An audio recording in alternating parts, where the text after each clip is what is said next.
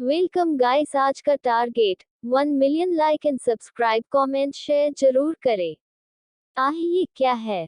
जैसे ही उसने धीरे धीरे आंख खोली, उसने देखा कि उसके आंखों के सामने सफेद छत और दीवार थी। साइड से मशीनों की आवाजें आ रही थी। मेडिसिन की स्मेल का एहसास होते ही उसे समझने में देर न लगी कि वह एक हॉस्पिटल में है। हॉस्पिटल? हाँ, एक हॉस्पिटल। क्या मैं मर चुकी हूँ या ये एक सपना है? नहीं, मैं जिंदा कैसे रह सकती हूँ? मुझे तो उन्होंने मार दिया था। ये सच है या सपना? जानने के लिए उसने अपना हाथ उठाया, उसे दर्द हुआ और उसके मुंह से निकला, आह, ये क्या है? उसने देखा कि एक सलाइन की ट्रिप उसे चढ़ाई जा रही है। जब तक वो कुछ सोचती, इससे पहले ही उसके पास खड़ी एक नर्स भागकर डॉक्टर को बुलाने के लिए चली गई। Nurse, doctor, doctor! वो कोमा पेशेंट को होश आ गया आने लगे उसके। इतना बोलते ही सारे डॉक्टर उसके और कुछ पलों बाद डॉक्टर ने उसे चेक कर लिया था। वो अब पूरी तरह होश में आ चुकी थी। उसे पता नहीं था कि उसके साथ क्या हुआ है। डॉक्टर भी उसे चेक करके चले गए थे। उसके पास एक नर्स बैठी थी। उसकी उम्र करीब 30-35 तो होगी ही। वह बताने लगी, मैंने जब तुम्हें पहली बार देखा तो मैं बहुत डर गई थी। तुम पूरी खून में सनी लाई गई थी। तुम्हारे सर से खून निकल रहा था, हाथ पैर पर और भी घाव थे। हमें तो लगा था कि अब तुम होश में ही नहीं आओगी। डॉक्टर ने भी बहुत प्रयास किया पर तुमने कोई रिस्पॉन्स ही नहीं कर रही थी, तुम्हारी सिर्फ सांस चल रही थी। हमने तो उम्मीद ही छोड़ दी थी, पर इतने महीनों बाद लगता है भगवान को तुम्हारी ऐसी हालत देखी नहीं गई। यह अपना कहना पूरा करती उससे पहले ही नैना की आवाज उसके कानों में पड़ी। इतने दिन बीमार और शरीर में ताकत न होती, धीगे और कोमल आवाज में। नैना, क्या महीने, कितने और कब से हूं मैं यहाँ? नज उसे शांत करते हुए आगे बोलने लगी, ज्ञात हो जाओ, शान हो जाओ, तुम्हें यहाँ आए हुए अब तक करीब 3 महीने हो चुके हैं। तुम पिछले 3 महीनों से कोमा में थी, आज ही आया है। नैना कोगा उसे इतना बोलते ही वो रात याद आ गई जब उसका एक कार से एक्सीडेंट हो गया। कुछ देर बाद वो बातें कर कर चली गई तो नेता अपनी आंखें बंद करके बैठ गई। नैना दवाई की वजह से दिन भर सोती रहती, जब हो जाता तो नज उससे बातें करती, लेकिन वह बहुत कम बोलती। नज नैना से अपने बारे में बातें करती। पहले 2 दिन तो नैना को अपने हाथों से खाना भी खिलाया। नैना काफी कमजोर हो गई थी, पर दिन बीतने के साथ उसने अच्छे से रिकवर कर लिया। हाथ में आने के बाद अब तक उसने अपने आप को देखा नहीं था, क्योंकि उसके वार्ड के बाथरूम में कोई शीशा नहीं था। तीसरे दिन जब नैना अंदर गई तो उसने देखा कि स्टाफ ने वहां पर शीश लगाया है। उसने जैसे ही शीशे में अपने आप को देखा, उसकी आंखें बड़ी हो गई। शीशे में देख रहा अक्स उसका नहीं था, बल्कि किसी और का ही था। उस चेहरे को देखकर उसके दिमाग में कई सारी यादें घूमने लगी। हर तरफ से शोर और लोगों की चीखें। वो भाग रही थी, कहीं वो रो रही थी, कहीं लोग उसे टीज कर रहे थे। और अचानक से एक हाई स्पीड कार ने उसे टक्कर मार दी। नैना ने अपने कान जोर से बंद किए हुए थे। तभी किसी ने उसे जोर से हिलाया और वो अपने ख्यालों से बाहर आ गई। उसने पीछे देखा, वहां पर वही नस खड़ी थी। नस ने कहा, बेटा क्या हुआ, कब से आवाज दे रही हूँ, कोई दिक्कत है क्या? नैना ने उन्हें देखा, उसकी सांस जोर जोर से ऊपर नीचे हो रही थी। उसने नस को देखकर कहा, नहीं मैं ठीक हूँ।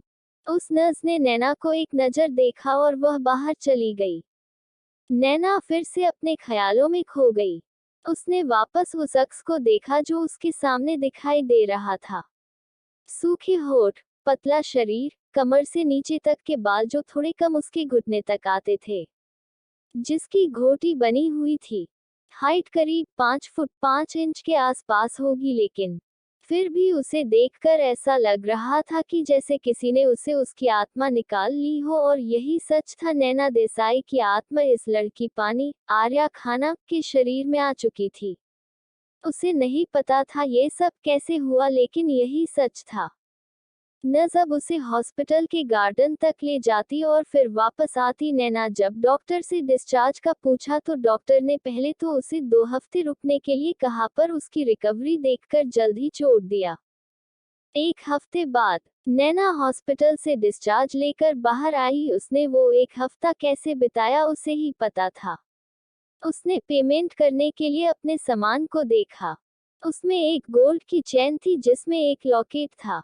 नैना का उस चेन से कोई लगाव नहीं था, लेकिन फिर भी उसने उस लॉकेट को निकाल लिया और सिर्फ चेन को बच दिया।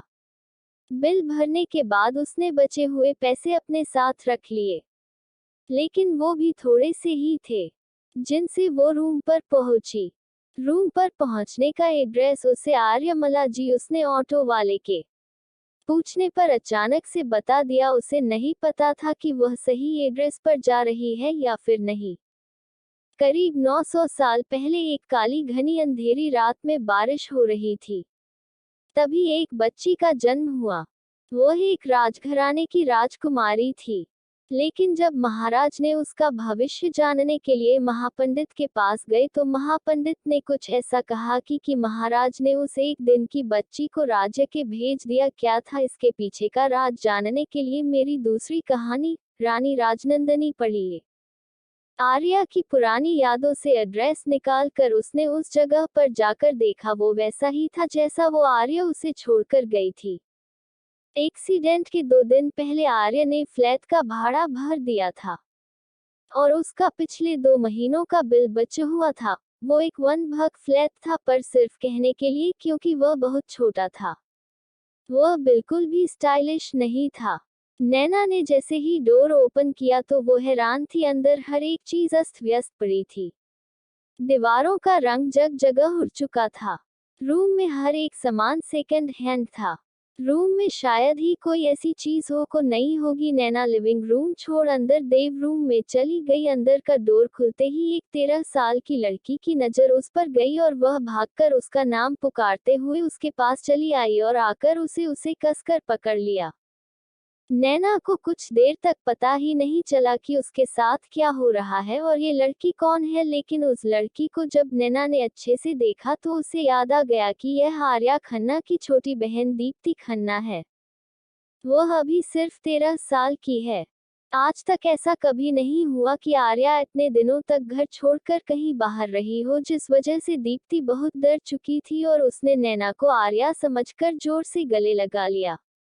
दीप्ति के आंखों से आंसू बहकर नीचे गिर रहे थे। वह बहुत जोर जोर से रोने लगी थी। उसे लगा था कि उसकी आर्या दीदी अब शायद कभी वापस नहीं आएगी, लेकिन आर्या को अपने सामने देखकर उसे अपना रोना कंट्रोल ही नहीं हुआ। वह फुट फुट कर रोने लगी। आर्या ने दीप्ति को अपने आप से दूर किया और उसके आंसू पोंछते हुए कहा, तारांकन, कोई बात नहीं, अब मैं वापस आ गई हूँ, तुम चिंता मत करो, ठीक है। नैना ने दीप्ति से कहा। उसने उसे वहीं पर रखी एक चेहरे पर बिठाया और कहा, क्या तुमने कुछ खाना खाया? दीप्ति ने अपना सर ना मिलाया में हिलाया। उसकी बात सुनकर नैना ने उसे कुछ पल देखा और कहा, तुम यहीं रुको, मैं वापस आती। इतना बोलकर वह उस फ्लैट से बाहर चली गई। उसने आते समय रास्ते में एक वड़ा पाव का स्टॉल देखा था। नैना वापस उसी स्टॉल पर चली गई। उसने वहां पर जाकर कुछ वड़ा पाव को पार्सल ले लिया और वापस उसी रूम में आ गई। दीप्ति अभी भी उसी जगह पर बैठी हुई थी। नैना ने उसे देखा और अपने हाथों में रखी पॉलीथिन बैग को सामने किया। दीप्ति ने जल्दी ही उसे निकालकर देखा, उसमें वड़ा पाव थे। दीप्ति जल्दी से खाना शुरू किया। उसने नैना को पूछा भी नहीं और अकेली ही खाने लगी। जब 2 वड़ा पाव को उसने खत्म किया तो उसकी नजर नैना पर गई, जो उसे खाते हुए देख रही थी। दीप्ति ने अपने हाथ में रखा निवाला उसकी तरफ करते हुए कहा, क्या तुम्हें खाना है?